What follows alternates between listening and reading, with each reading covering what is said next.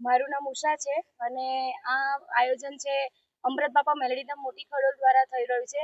અને અમૃત બાપા મેલડીધામ મોટી ખડોલ એ ડાકોર પહેલા આવેલું છે મંદિર, અને મંદિર દ્વારા ચાલતું જય માડી ચેરિટેબલ ટ્રસ્ટ આની પહેલા પણ 2 સમૂહ લગ્ન આયોજિત કર્યા હતા અમદાવાદમાં. અને અત્યારે મોટી ખડોલ ગામની અંદર 19 સર્વજ્ઞાતિની દીકરીઓનો સમૂહ લગ્ન યોજી રહ્યા છે.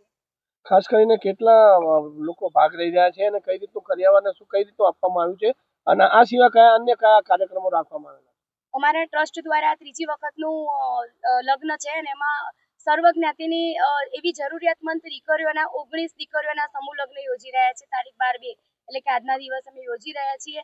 અને બહુ જ કહેવાય છે કે અમૃત બાપાના મેરડીમાંના આશીર્વાદથી અને અમારા અમૃત બાપાના પ્રેરણા થકી આજે અમે ભરપૂર કર્યાવર જે જરૂરિયાત છે દીકરીઓને, આપણે જ્યારે કોઈ પણ એક પિતા એમના દીકરી માટે જે આપવા જેવું હોય છે બધું જ કર્યાવર અમે અમારા ટ્રસ્ટ દ્વારા દીકરીઓને સમર્પિત કરીએ છીએ. આ સિવાયના અન્ય કોઈ કાર્યક્રમો આ દરમિયાન રાખવામાં આવેલો હોય અથવા કોઈ કાર્ય કરવામાં આવેલું હોય? આ સિવાય આજે એટલો વિશેષ અમારા માટે એક ઐતિહાસિક છે કે દરેક હું કોઈ પર્ટિક્યુલર કોઈના વિશે નથી કહેતી, પણ અમારે કંઈક નવું કરવું હતું કે સમૂહ લગ્ન તો દરેક જણા કરે છે, પણ અમારે કંઈક અલગ કરવું હતું કે જે અમારું જોઈને કોઈક બીજા પણ શીખી શકે. તો એવું પ્રેરણાદાયક આજે અમે એવું પગલું ભર્યું છે કે જે શહીદ થઈ ગયેલા પરિવાર છે એ પરિવારોને અમે સન્માનિત કરવા માંગીએ છીએ અહીંયા જય માડી ચેરિટેબલ ટ્રસ્ટ દ્વારા.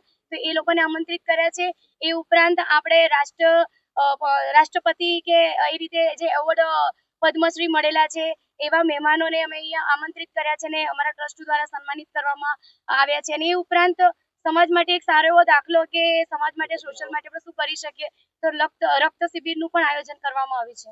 કેટલી કન્યાઓ આની અંદર દંપતીઓ છે જે જોડાશે આની અંદર, ને ક્યાં ક્યાંથી લોકો આવેલા? અહીંયા આપણે 19 દીકરીઓના લગ્ન થઈ રહ્યા છે અને તેઓ અલગ અલગ ગુજરાતના અલગ અલગ જિલ્લામાંથી વિસ્તારમાંથી આવી રહ્યા છે, કેમ કે ગીર છે, સોમનાથ છે, અલગ અલગ દૂર દૂરથી આવી રહ્યા છે. ઓકે.